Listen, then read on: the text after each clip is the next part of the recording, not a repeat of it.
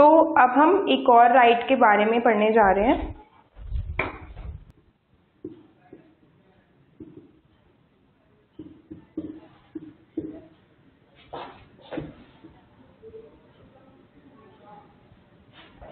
Right to seek redressal.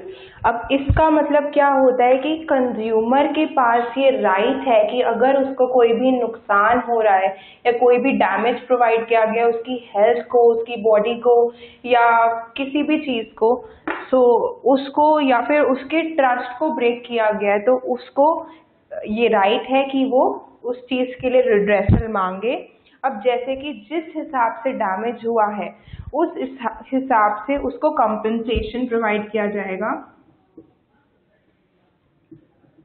या तो producers उसको कंपनसेट करेंगे इन टर्म्स ऑफ मनी,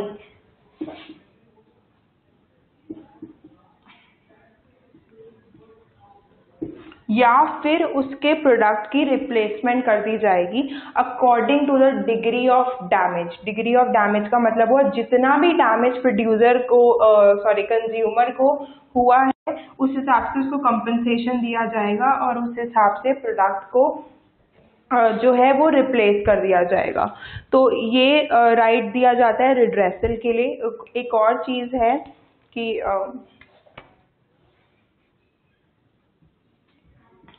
अगर कंज्यूमर को हार्म हुआ है तो कंज्यूमर के पास ये राइट है कि वो कोर्ट में जाए और केस फाइल कर सकता है कंज्यूमर। ठीक है, वो केस फाइल कर सकता है प्रोड्यूसर पे या उस कंपनी पे कि उसको एक गलत तरह का प्रोडक्ट प्रोवाइड किया गया था। जैसे कि हम मैगी का एग्जांपल लेते हैं इसमें कि एक पर्सन था जो प्रोडक्ट खाने से बीमार हो गया। उसने क्या किया, उसने नेस्ले के लिए क्या किया, कोर्ट में जाके केस फाइल कर दिया। ठीक है, तो केस फाइल करने के बाद क्या होता है,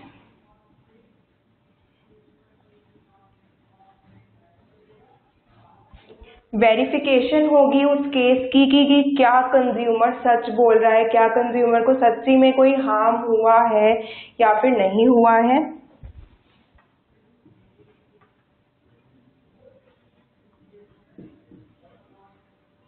वेरिफिकेशन कर लिया हमने केस का, उसके बाद हम एक वर्डिक्ट पास करेंगे। मतलब कि वर्डिक्ट पास मतलब कि अब कंज्यूमर उस प्रोडक्ट के लिए डैमेज कंपनसेशन या फिर रिप्लेसमेंट की डिमांड कर सकता है और उसको सही में कहीं ना कहीं डैमेज हुआ था और वो उस कंपनी के खिलाफ अब एक केस को लड़ सकता है। राइट, तो वेरिफिकेशन एंड वर्डिक्ट पास होगा। उसके बाद एक और स्टेप होगा, जो काउंसिल्स हैं, काउंसिल जैसे हमने क्या किया हुआ है कोर्ट्स वगैरह में जब हम जाते हैं तो या फिर जनरली भी बात करें तो कंज्यूमर काउंसिल्स होते हैं या फिर कंज्यूमर फोरम्स होते हैं जो क्या कंज्यूमर्स के प्रोटेक्शन के लिए काम करते हैं। तो ये जो काउंसिल्स हैं वो क्या करती हैं, वो कंज्यूमर्स को गाइड करती हैं कि किस तरीके से उनको केस फाइल करना है और किस तरीके से उनको उसके खिलाफ लड़ना है। ठीक है, तो रिड्रेसल के लिए कंज्यूमर ये स्टेप्स ले सकता है according to the degree of damage.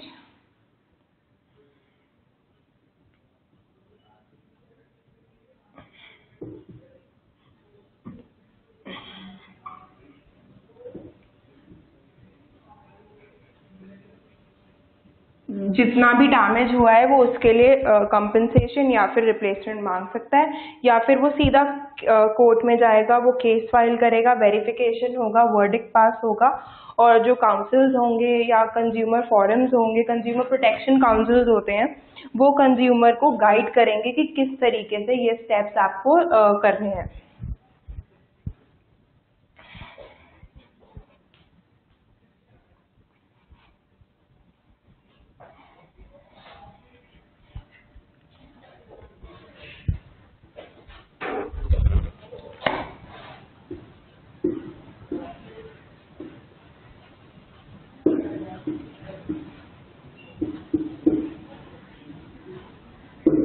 Next right हमारे पास में आता है, फिफ्थ राइट ये है right to represent. Right to represent का मतलब ये हुआ कि कंज्यूमर, एज अ कंज्यूमर आप अपने आप को मार्केट में जाके रिप्रेजेंट कर सकते हो। अगर आपको कोई भी डैमेज हुआ है तो आप ये जाके बता सकते हो प्रोड्यूसर को, अपने आप को या अपने व्यूज को, अपने आइडियाज को आप रिप्रेजेंट कर सकते हो। सो कंज्यूमर प्रोटेक्शन एक्ट 1986, ये टर्म बहुत इम्पॉर्टेंट है जो आपकी बुक्स में, एनसीईआरटी बुक्स में भी कई बार लिखी हुई है, तो ये टर्म आपको समझनी है।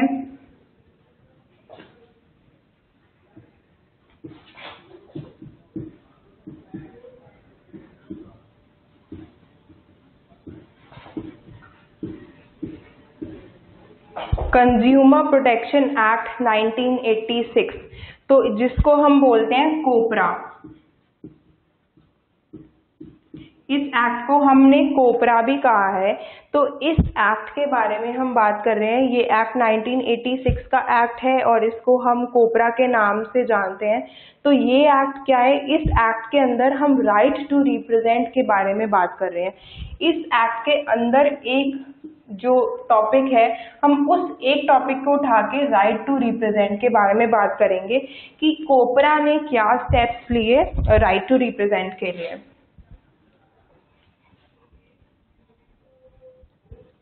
ठीक है, तो हमने क्या किया, 3 तरह के कोड्स के बारे में बात कर रहे हैं हम।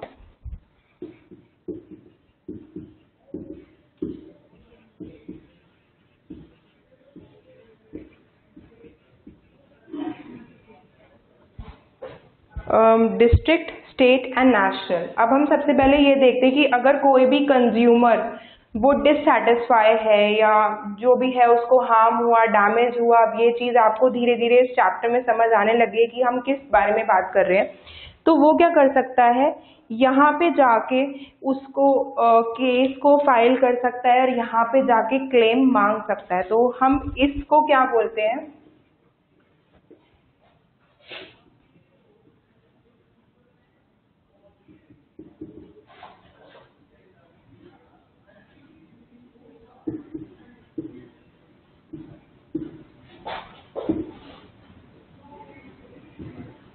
हमने इसको एक नाम दिया है, इन 3 लेवल्स को, 3 टायर क्वासी जुडिशियल मशीनरी।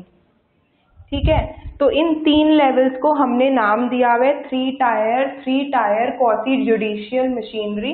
तो सबसे पहले हम देखते हैं कि हम कब इन कोर्ट्स में जा सकते हैं।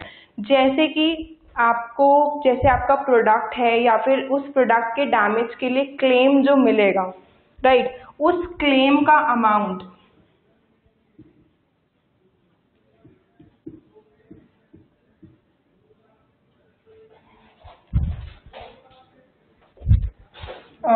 Claim up to ₹20 lakh. अगर उस क्लेम का अमाउंट 20 लाख जितना है तो आप डिस्ट्रिक्ट लेवल कोर्ट पे जा सकते हैं और इस कोर्ट पे जाके आप केस को फाइल कर सकते हैं, या फिर जो रिड्रेसल के लिए डिमांड कर सकते हैं। स्टेट में क्या होगा,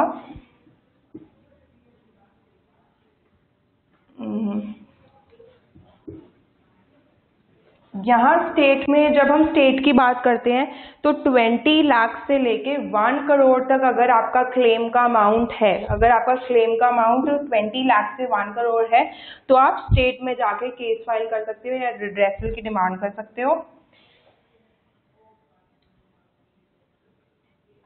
और अगर आपका रिड्रेसल का अमाउंट 1 करोड़ से ज़्यादा है तो आप नेशनल लेवल कोर्ट पे जा सकते हो और अपना केस फाइल कर सकते हो, राइट। तो ये तो थी हमारे क्लेम्स की बात, पर ऐसा ज़रूरी नहीं है कि ये रिस्ट्रिक्टेड नहीं है एज सच। अगर आप का क्लेम का अमाउंट था 20 लाख से कम, फॉर एग्जांपल 10 लाख था आपका अमाउंट, लेकिन डिस्ट्रिक्ट लेवल कोर्ट ने आपको जस्टिस नहीं दिया, आप उसके डिसीजन से सेटिस्फाई नहीं है, तो आप क्या कर सकते हैं, आप डिस्ट्रिक्ट लेवल कोर्ट के डिसीजन को ना मान के आप नेशनल स्टेट लेवल पे जा सकते हो। अगर स्टेट लेवल पे भी आपका जो केस है वो जस्टिफाई नहीं हुआ, उसको जस्टिस नहीं मिला है, मतलब उस केस के साथ इंसाफ नहीं किया गया है, आपकी बात को नहीं सुना गया है, तो आप नेक्स्ट लेवल पे जा सकते हो, आप नेशनल लेवल पे जा सकते हो और नेशनल लेवल कोर्ट पे अपने केस को फाइल कर सकते हो, राइट। तो ये तो थी इन तीनों लेवल्स की बात कि इस तरह से हम केस फाइल कर सकते हैं। लेकिन इसका एक ड्रॉबैक भी है।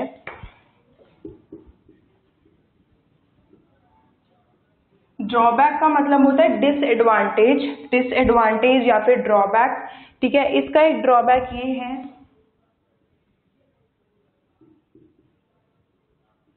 कि ये प्रोडक्ट जो है बहुत ही कॉम्प्लेक्स है। कॉम्प्लेक्स का मतलब होता है कि सिंप्लीफाइड प्रोसेस नहीं है। पहले आपको केस फाइल करना पड़ेगा, उसके बाद वेरिफिकेशन होगी, वर्डिक्ट पास होगी, कंज्यूमर काउंसिल से आप बात करोगे, उसके बाद डिस्ट्रिक्ट लेवल पे जाओगे, वहाँ जस्टिस नहीं मिला तो स्टेट पे जाओगे, नहीं तो नेशनल लेवल पे जाओगे।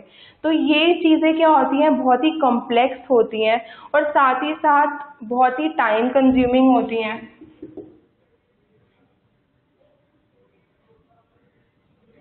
इन केसेस को सॉल्व होने में काफ़ी टाइम लग जाता है, लाइक मंथ्स लग जाता है, और इट टेक्स अराउंड लाइक बहुत ज़्यादा मंथ्स लग सकते हैं, ईयर्स लग सकते हैं। और ये प्रोसेस जो है बहुत ही एक्सपेंसिव भी है। ऐसा नहीं है कि आप free of cost in cases को फाइल कर सकते हो। ऑब्वियसली आपको कुछ डॉक्यूमेंट्स फिल करने पड़ेंगे, आपको ट्रैवलिंग कॉस्ट बियर करनी पड़ेगी। कोर्ट्स में जाने के लिए आपको अपने पैसे से कोर्ट्स में ट्रैवल करना है, तो वो सब क्या है, वो आपकी कॉस्ट को एड अप करेगा। और ये चीज़ें राइट टू रिप्रेजेंट को एक ड्रॉबैक दे देती हैं कि हर कंज्यूमर ये चीज़ अफोर्ड नहीं कर सकता, और इस चक्कर में कोई ना कोई कंज्यूमर ऐसा भी होता है वो जो चुप रह जाता है और उसको जस्टिस नहीं मिल पाता। तो इससे ये पता चलता है कि हमें इन प्रोसेस को थोड़ा सिंप्लीफाइड करने की ज़रूरत है, और हमें अभी मार्केट में और राइट्स लाने की ज़रूरत है जिससे हम कंज्यूमर्स को प्रोटेक्शन दे सकें, उनको रिड्रेसल दे सकें और कंज्यूमर राइट्स को जस्टिफाई करें, because safety is everyone's right.